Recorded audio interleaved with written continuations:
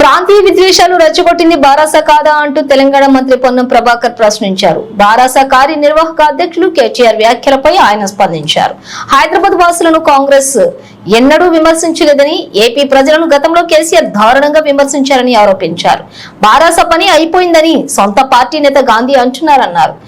ప్రాంతీయతను రాజకీయంగా వాడుకునేందుకు ఆ పార్టీ ప్రయత్నిస్తోందన్నారు. మేము పార్టీ ఫిరాయింపులను ఎక్కడ ప్రోత్సహించలేదని, బారాస గతంలో టీడీపీ కాంగ్రెస్ ప్రతినిధులను చేర్చుకుందన్నారు.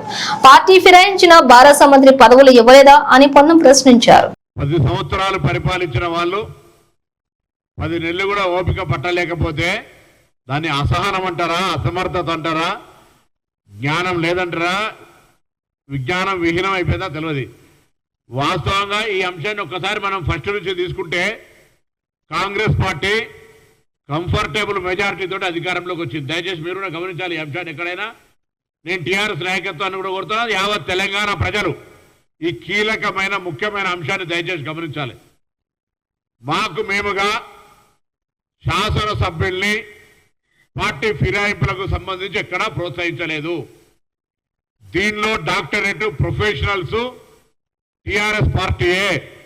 వాళ్ళ అధికారంలోకి వచ్చిన తర్వాత తెలుగుదేశం పార్టీ విలీనంతో పాటుగా సిపిఐ సిపిఎంలతో పాటుగా కాంగ్రెస్ పార్టీ శాసన మండలితో పాటుగా దళితులకు సంబంధించినటువంటి సిఎల్పి నాయకుడైతే కాంగ్రెస్ శాసన సభ్యులు చేసుకోవడంతో పాటుగా రాజీనామా చేయించకుండా తెలుగుదేశం శాసనసభ్యునికి మంత్రిచ్చినటువంటి అనైతికంగా వ్యవహరించినటువంటి టీఆర్ఎస్ పార్టీని దయచేసి మరవద్దు. ప్రజలు ఒక్కసారి ఆ అంశాన్ని నేను రిమైండ్ చేస్తా ఉన్నా.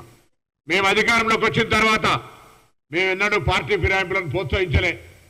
సవ్యంగా మంత్రివర్గం ఏర్పాటు చేసుకొని మేము ఇచ్చిన హామీలను అమలు చేస్తూ ప్రజా సమస్యల మీద పోరాటం చేసే విధంగా మా కార్యాచరణ కొనసాగుతూ ఉంటుంటే మీ ప్రభుత్వాన్ని కూలగొడతాం, మీ ప్రభుత్వం ఎక్కువ నిలబడది అని Bharatiya Janata party TRS party రెండు ఒకటే గొంతుగా మా ప్రభుత్వం మీద అనేక సందర్భాల్లో మాట్లాడినటువంటి మాటలు నిజమా కాదా యావత్ తెలంగాణ ప్రజలు గమనించాలని కోరుతా ఉన్నాం.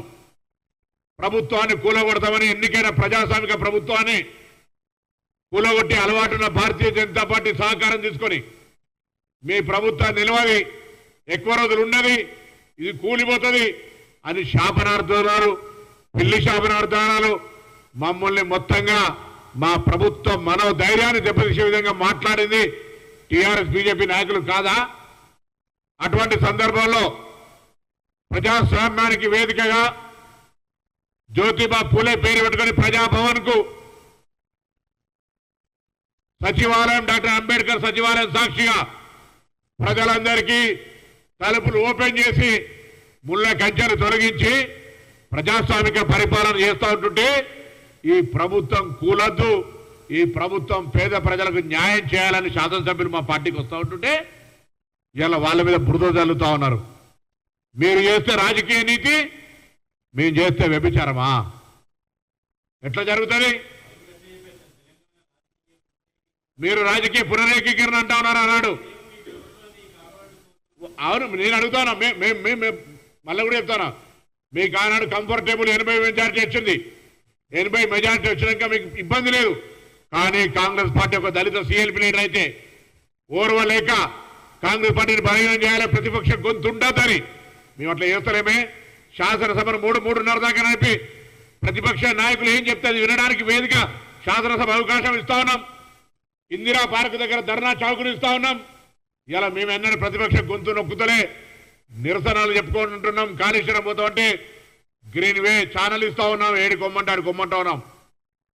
ప్రతిపక్ష నాయకుడు శాసనసభకు రా, అనుభవజ్ఞుడి, నీకేమైనా తెలిస్తే మాకు చెప్పమని అడుగుతా ఉన్నాం. కేంద్రం నిధులేలే, కేంద్రాన్ని నిలదీద్దాం రమ్మని అడుగుతా ఉన్నాం.